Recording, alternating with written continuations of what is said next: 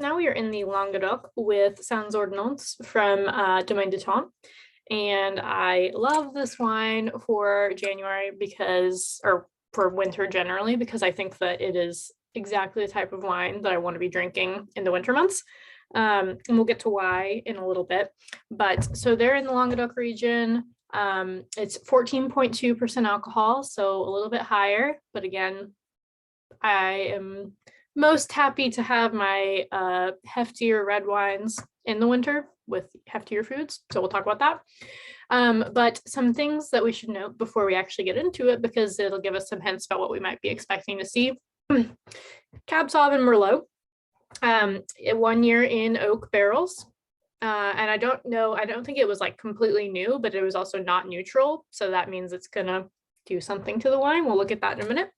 And just some stuff about the producers. So Sans Ordonnance, or sorry, Domaine de Temps, they have quite a few acres. I think it's like almost 30 acres, but a lot of it is in the middle of like, is it like a forest region or like a protected land of some kind?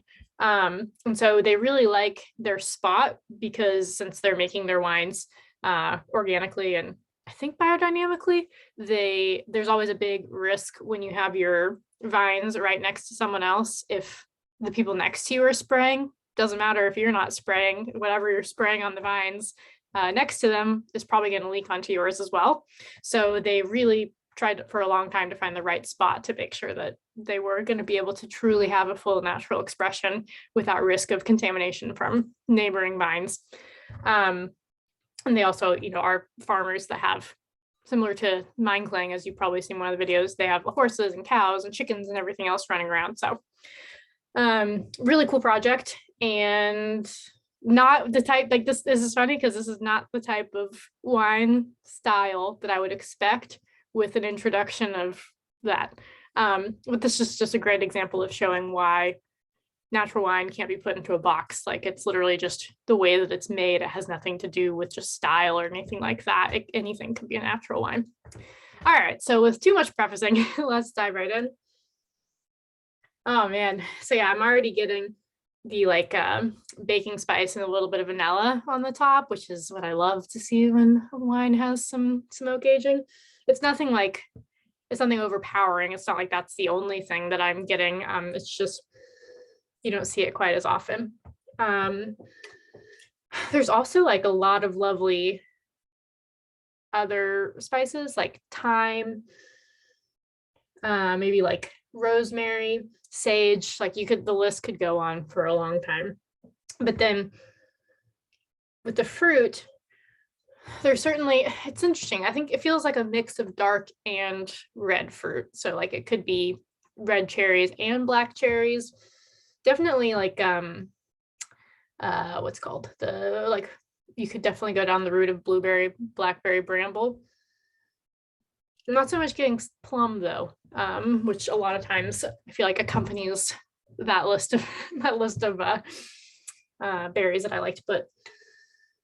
It just smells amazing. I don't like to drink wine with a lot of oak that often, so when I actually do get it, it makes it feel really exciting. All right, so let's try it.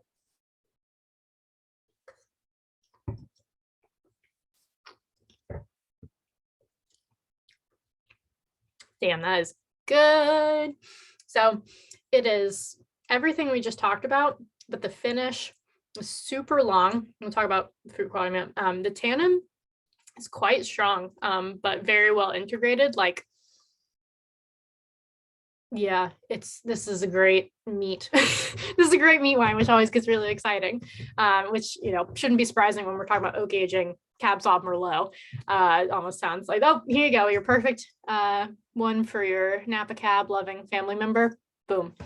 But it's honestly still like really easy drinking, and it's not, I don't know if cloying is the right word, but it's not that. It is like it's still very fruit forward, even though it has all these lovely secondary and tertiary elements to it. I just like to focus on those because, the fruit is always, well, not always there, but the fruit is typically there in all these wines we're talking about. And it's not as often that you get, vanilla and like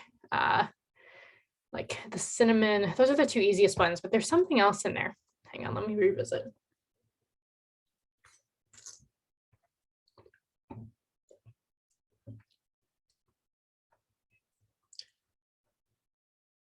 there's just a lot there. So I think it's, you know, beyond the cinnamon, I think it's like nutmeg. I mean, honestly, if you go down the list, you're not going to be wrong. Nutmeg, cardamom, like all of those baking spices, you can probably find them in there. All the green herbs are also in there, like we talked about. So really tasty. Like I said, perfect for winter stuff. So we're talking, you have your steak, woo, steak wine, or you're having I think I was just joking with Nick about making beef Wellington because I made popovers today. So this could be great with that. Could put it with stews if you're going to make any like meat stews, lentil stews. Yeah, I mean, beef stroganoff would be great with this. Basically, I'm just thinking like hefty meals. It's a hefty wine. Remember, it's got a good amount of alcohol. So just pair it with something that, you know, you don't normally have natural wines to go with. That's kind of the way I'm going to think about it. So enjoy.